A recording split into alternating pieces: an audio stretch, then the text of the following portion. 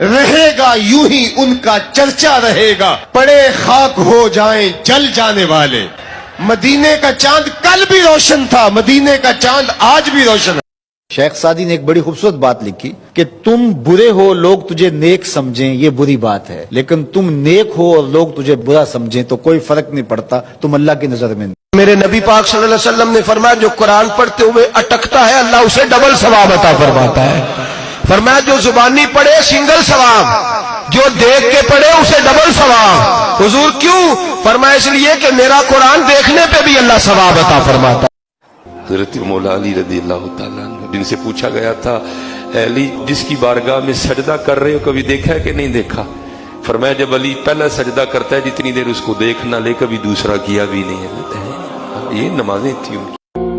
اللہ مسلمان کو قیامت نہیں دکھائے گا، اور ایک مسلمان اللہ کے دربار میں اتنا قیمتی ہے، جب تک ایک بھی اللہ اللہ کہنے والا زندہ ہے اللہ قیامت قائم نہیں فرمائے گا۔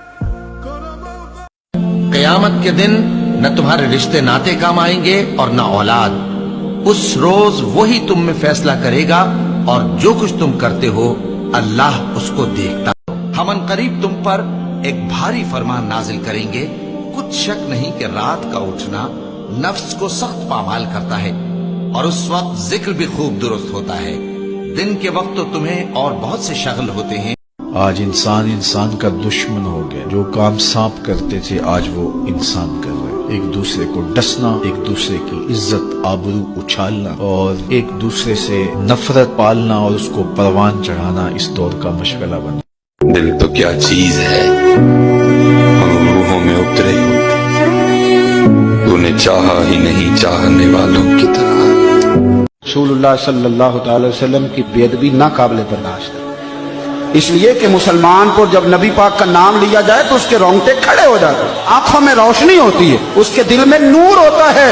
اور یاد رکھنا جب مصطفیٰ کی عزت کی بات آئے تو تمہیں درد دل سے کہتے ہیں، پھر ہمیں بچے یاد آتے ہیں، نہ دولت یاد آتی ہے، نہ جوانی یاد آتی ہے، نہ ہمیں یار یاد آتے ہیں، اور نہ ہمیں اپنے وجود کی پرواہ ہوتی ہے۔ ہمیں یاد آتی ہے تو گنبد خضرا والے نبی کی عزت یاد آتی ہے۔ اللہ ہمیں ہمیشہ اپنی چوکھٹ کا فقیر رکھنا، زندگی بھر اپنی دہلیز کا بکاری رکھنا۔ اللہ ہمیں زندگی بھر کسی کا محتاج نہ کرنا، ہمیشہ اپنی دہلیز کا نوکر رکھنا، ہمارے اٹھے ہوئے ہاتھ خالی نہ موڑنا، پھیلی ہوئی جھولیاں رحمتوں سے بھر دینا۔ تو کریم ہے تیری دہلیز پہ ہاتھ پھیلائے، جھولیاں پھیلائے، تیری رحمت کے بکاری بن کے تجھ سے رحمتوں کی بھیک مانگ رہے ہیں، اللہ اپنے کرم سے میں مالا مال کر دے۔ فرمایا فجر کی 2 سنتیں نہ چھوڑنا، فرمایا فجر کی پہلی 2 سنتیں مجھے دنیا اور دنیا کے اندر جو کچھ ہے وہ سب سے زیادہ پیاری ہے۔ ہائے ہائے، میرے نبی نے کہا کہ اور کسی کو دھوکہ نہ دینا، دیانتداری سے چلنا۔